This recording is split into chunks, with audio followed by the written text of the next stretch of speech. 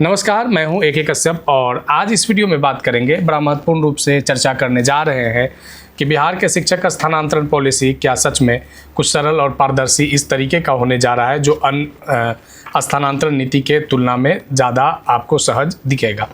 इस वीडियो को लास्ट तक जरूर देखिएगा क्योंकि इसमें कुछ महत्वपूर्ण उन सभी विषयों पर चर्चा करेंगे जो आपको नई स्थानांतरण नीति में देखने को मिल सकता है। साथ ही चर्चा करेंगे कि बिहार में जो शिक्षक हैं उनको क्या इससे राहत मिलेगा या फिर बहुत से ऐसे शिक्षक जो इस विश्वास और अविश्वास में जी रहे हैं कि स्थानांतरण होगा या नहीं होगा। अगर शिक्षकों से अगर आप पूछिए कि आपका अंतर जिला होगा, पुरुष हो या महिला हो, तो जितना होने का आशा वो लोग रखते हैं उतना ही न होने का भी आशा रखते हैं। 50-50 का अनुपात है, 50-50 का अनुपात है, जितना हो सकता है या उतना ही उन लोगों को आशा है कि नहीं हो सकता है। ऐसा इसलिए हुआ है कि विगत कई स्थानांतरण की प्रक्रियाओं में वैसे शिक्षक जो अपना स्थानांतरण चाह रहे थे लेकिन नहीं हो पा रहा था या नहीं हुआ, तो माननीय शिक्षा मंत्री साहब आपके तरफ बहुत लोग निगाह लगाकर देख रहे हैं कि किस तरीके से इस स्थानांतरण प्रक्रिया को आप बेहतर तरीके से उन सारे शिक्षकों को जो आपसे आशान्वित हैं उनको आप एक सफल प्रयोग के तौर पे उन लोगों का स्थानांतरण आप कर पाएंगे। 11 जिलों के यहाँ पे स्थानांतरण पॉलिसी के अध्ययन की भी बात किया गया है। अब उसका कितना फ़ायदा मिलता है ये सारे चीज़ को यहाँ पे समझेंगे। साथ ही यहाँ पे जानेंगे कि कुछ महत्वपूर्ण रूप से चर्चाएं जो है वो चल रहे हैं और आने वाले समय में कैबिनेट के द्वारा मंजूरी भी मिलने का यहाँ पे उम्मीद है। अभी आप स्क्रीन पे जो देख रहे हैं ये ई शिक्षा कोष का डेमो पोर्टल है। अब यहाँ से ही आपकी स्थानांतरण प्रक्रिया की शुरुआत होगा। डेमो पोर्टल का मतलब हुआ कि ये प्रैक्टिकल के तौर पे किया जा रहा है, देखा जा रहा है किस तरीके से इसको सुचारू तरीके से लागू किया जाएगा जब कैबिनेट मंजूरी दे देगा। यहाँ पे एक चीज़ को ज़रा समझिएगा कि आपको जो प्रक्रिया चल रहा है यहाँ पे कम से कम 3 या अधिकतम 30 विकल्प का आप चयन कर सकते हैं।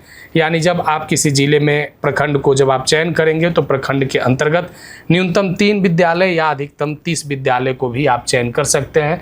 कुछ इस तरीके के डेमो पोर्टल में देखा गया है।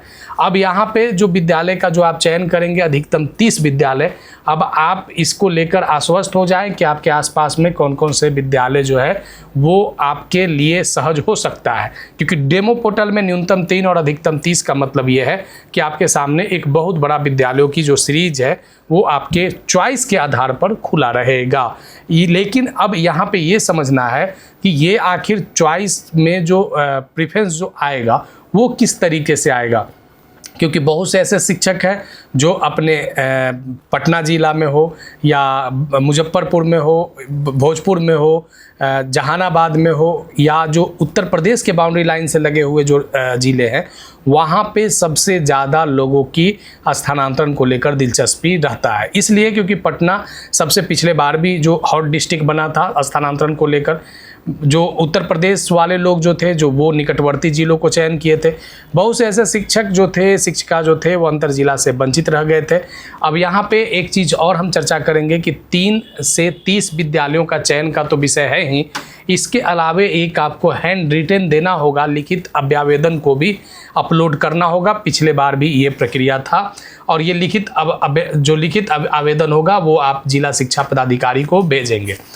यहाँ पे आप स्क्रीन पे अब जरा देखिए कि स्थानांतरण के लिए कुछ वरीयता श्रेणी का चर्चा किया गया है।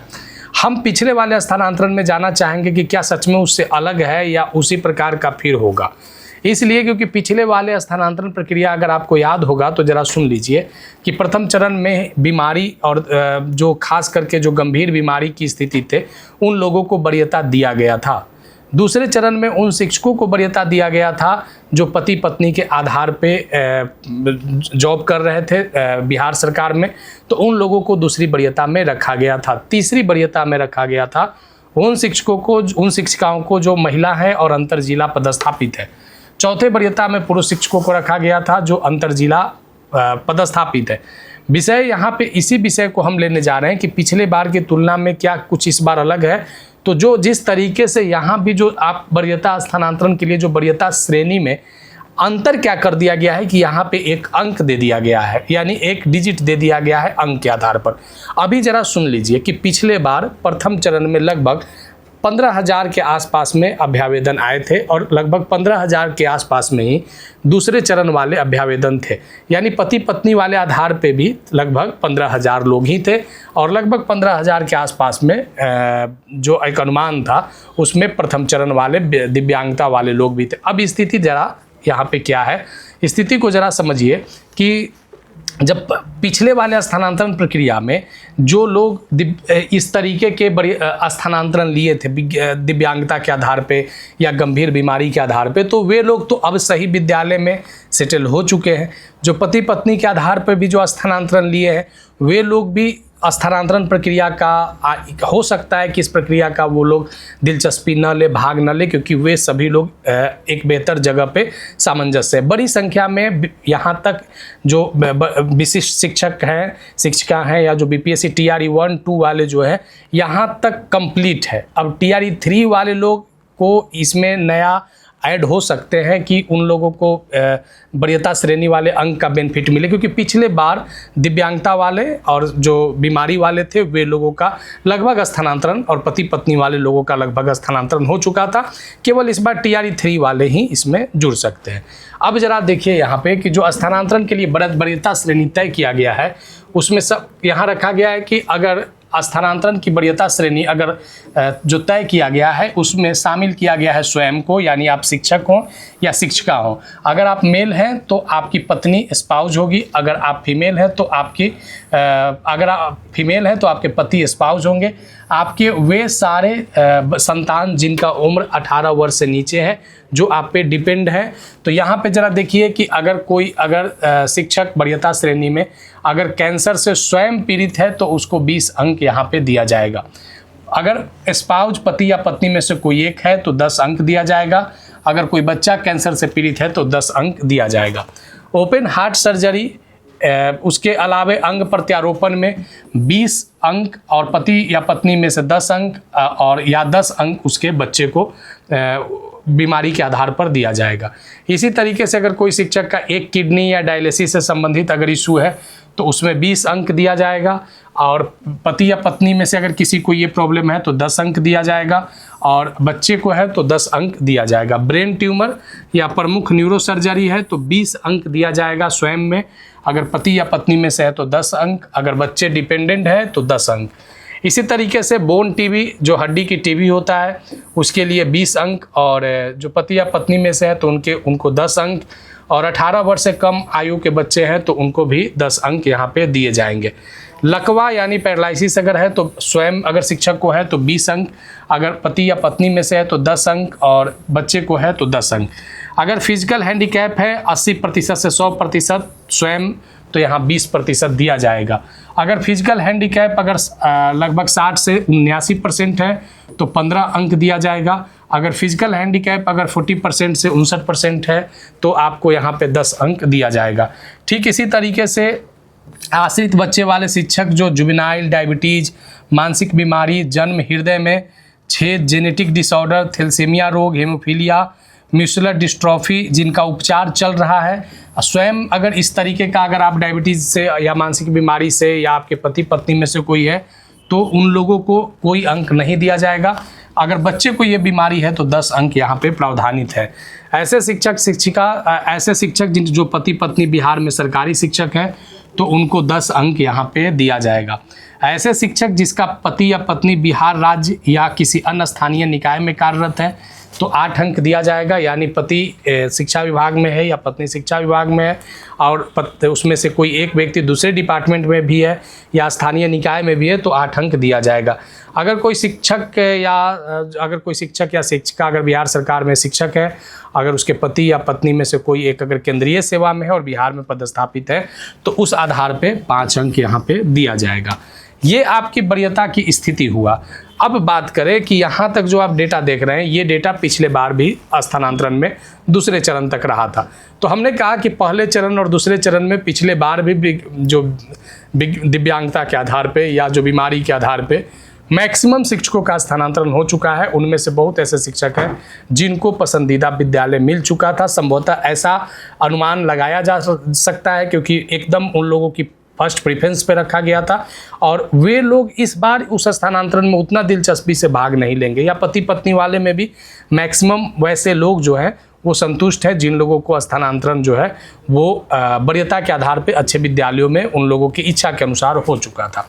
अब विषय यहाँ पे आता है कि अंतर जिला महिला शिक्षक का स्थानांतरण के लिए क्या वहाँ पे क्या आधार बनाए जा रहे हैं और पुरुष शिक्षक जिला अंतर जिला स्थानांतरण के लिए क्या आधार बनाए जा रहे हैं, किस तरीके से गृह जिला, गृह पंचायत, गृह ब्लॉक की जो चर्चाएं चल रहे हैं इसको माननीय शिक्षा मंत्री कैसे कर पाते हैं, ये बड़ा दिलचस्प होगा। क्योंकि ये बात मान के चलिए कि जो शिक्षक हैं जो लंबे समय से इस बात को लेकर उदासी में जी रहे थे कि अब उनका नहीं होगा, तो जब से ये माननीय जो शिक्षा मंत्री बने हैं उन्होंने जिस तरीके से लोगों को आशा दिया है, आशान्वित किया है, उस आशान्वित को जिस तरीके से स्थानांतरण की बात करके उन्होंने जो सींचा है शिक्षकों को, तो ये सींचना और कितने दिन तक ये सिंचाई का जो फ़ायदा है, सींचने का जो फ़ायदा है वो शिक्षकों के जीवन को हरा भरा कर पाएगा, ये बड़ा महत्वपूर्ण विषय है।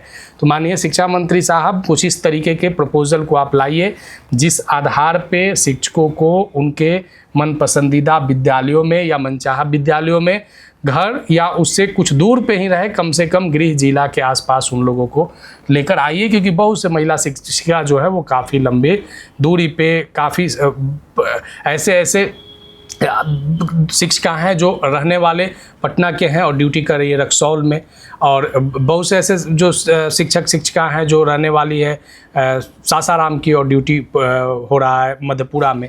तो बहुत से इस तरीके के आपको उदाहरण मिलेंगे। अंतर जिला महिला शिक्षिका पुरुष शिक्षक का स्थानांतरण बिल्कुल एकदम लोग पैनी निगाह से देख रहा है, क्योंकि लोगों को आशा है कि जुलाई प्रथम सप्ताह तक उनके लिए खासा कुछ यानी मिला जुला के बात करें तो एकदम कंप्लीट स्थानांतरण उनके लिए हो जाएगा।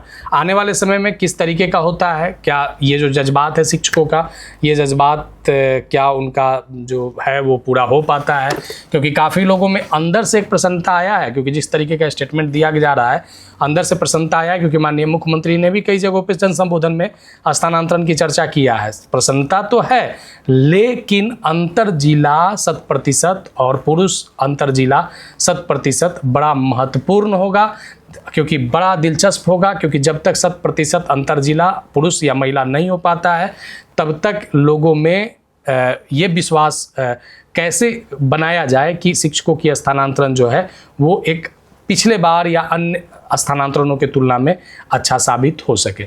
मिलेंगे आगे फिर हम नेक्स्ट वीडियो में। कोई सुझाव होगा तो कमेंट में आप लिखिएगा। नए जुड़े हैं तो चैनल को जरूर सब्सक्राइब करके बेल आइकन को दबा दीजिएगा। मिलेंगे आगे नेक्स्ट वीडियो नेक्स्ट टॉपिक में। सब्सक्राइब करके बेल आइकन को जरूर दबा दीजिएगा, लाइक शेयर जरूर कीजिएगा। धन्यवाद।